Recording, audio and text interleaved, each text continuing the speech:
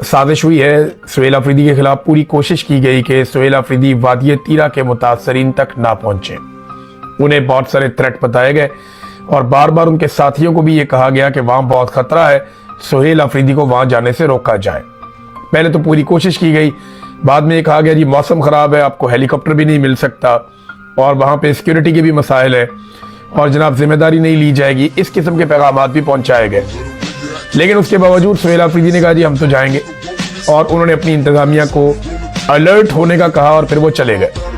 सुहेल अफरीदी जाकर वादी तीरा के मुतासरीन से मिले, उनके मसाइल हल करने की यकीन दहानी करवाई और जितना वो मौके पर कर सकते थे उन्होंने वहां किया। अब उसके बाद प्रोपेगेंडा फैलाया जा रहा है कि जनाब बहुत सारा सिक्योरिटी और प्रोटोकॉल लेकर वो गए थे, लेकिन क्या सरफराज बुगटी कोयटा से बाहर जा सकता है? क्या सरफराज बुगटी इससे 4 गुना 6 गुना ज्यादा प्रोटोकॉल और गाड़ियां लेकर बलूचिस्तान में इस तरीके से जंगज़दा इलाकों में जा सकता है? क्या इससे कम प्रोटोकॉल में मरियम नवाज पंजाब में घूम सकती है या कच्चे के इलाके में जा सकती है या मुराद अली शाह? तो ये भोंगियां मारना बंद करें। उसने जो करना था वो कर दिया, तो आपकी साजिश नाकाम हो गई। वो गया अपने लोगों के बीच में, उनके साथ जाके उसने बात की।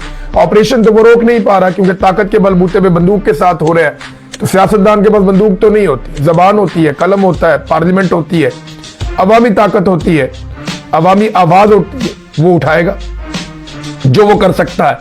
लेकिन उसने सरेंडर नहीं किया, वो गया और जाकर अपने लोगों के साथ खड़ा हुआ और इसका इंपैक्ट आएगा। ये एस्टेब्लिशमेंट को ये लगता है कि ये ऑपरेशंस करेंगे और पाकिस्तान तहरीक इंसाफ गैर मकबूल हो जाएगी। ऐसा नहीं है। इन ऑपरेशंस के नतीजे में अमन तो पता नहीं आएगा या नहीं आएगा। पाकिस्तान की एस्टेब्लिशमेंट पहले से ज्यादा गैर मकबूल हो जाएगी। पाकिस्तान की अवाम और एस्टेब्लिशमेंट में फासले ज्यादा बढ़ जाएंगे अगर इन्होंने अवामी सियासी जमातों और जितने भी वहां पे स्टेक होल्डर्स हैं उन सबको एतमाद में ना लिया। तो ये होगा। जरगा होता है, जरगे के अंदर फैसला होता है, 21 सियासी जमातें बैठती हैं, वो जरगे के बाहर से बंदे उठा लिए जाते हैं, आज तक पता ही नहीं चला बंदे कहां गए। वो जो जरगा हुआ उसमें जो बातचीत हुई उसके ऊपर किसी ने कान ही नहीं धरे। वो बंद कमरे में बैठते हैं 2 4 5 बंदे, वो बैठ के कहते हैं इनको मारो, ये मारो जी, चलो मारो। वो उठते हैं, बाहर आते हैं, दूसरे कमरे में बैठते हैं, जी इनको भी मारो, लो जी मारो, इनको भी मारो।